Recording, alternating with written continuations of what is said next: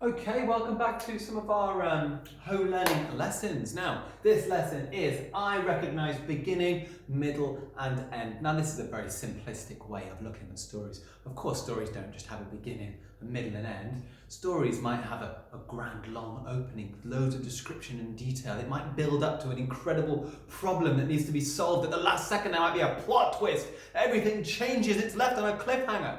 There's so much more to a story, but we're going back to basics. This might help maybe with making a comic strip or something like that. And we're going to just look at the simplistic beginning, middle and end.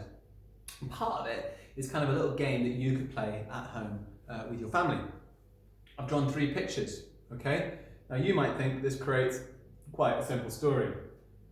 A snowman melts, the children build a snowman, and there's this, wait a second, that doesn't quite make sense, does it? Hold on, I need to muddle these up a little bit. Surely the snowman melts last, doesn't he? So the snowman, no wait, that's not quite right.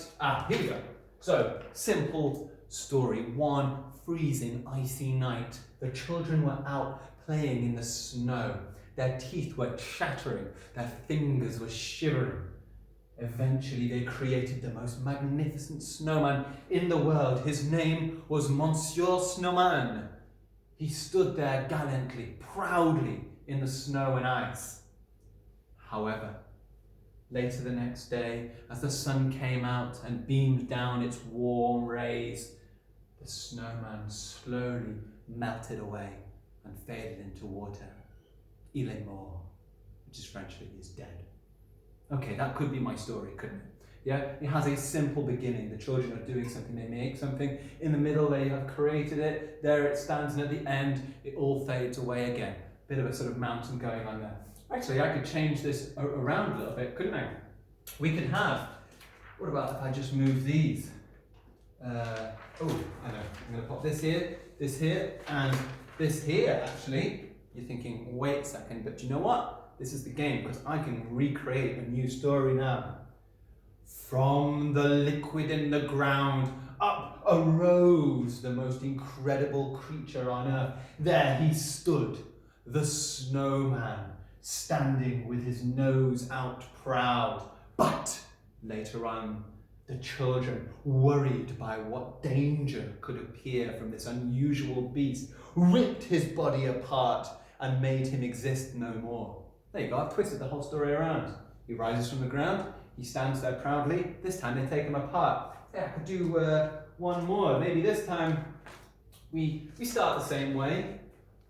In a freezing cold night, the children, chattering teeth, freezing, make all the effort to create the snowman. Sadly, the next day, he melts away really sad. But look! He stands again. What might he want? Dun dun dun! So, I've just used 3 pictures. I'm twisting the story up. I'm changing it around each time. Let me try that one more time with another selection of pictures. Here we go. I have got, ooh, look what I've got. I've got a brave, gallant knight. I have got, ooh, looks like someone is trapped in a tower and needs some help, and it looks like someone might be saving them. I guess it could be, yeah, look, I could start like this. It might not be a brave, gallant knight, actually.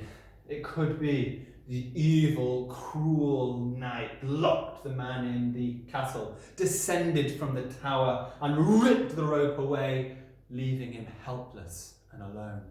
Okay, that could be the story, couldn't it?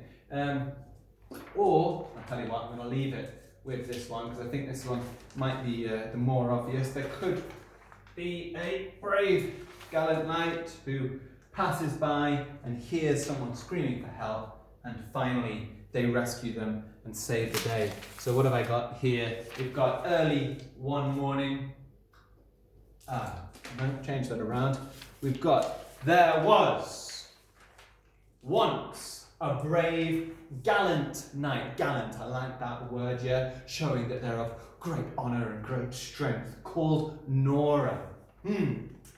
Early one morning, she heard the shrieks, not just screams, they were shrieks, of a helpless man who was stuck in a tower.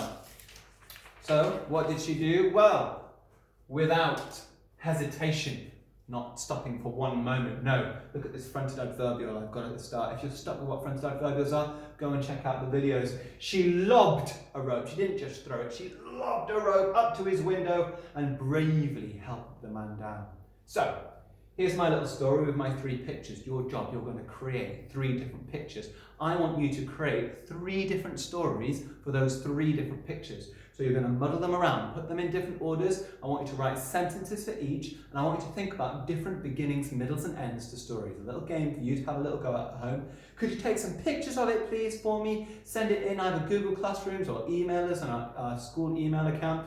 Doesn't matter where you come from, that's absolutely fine. We'll send some feedback on it, that'd be great.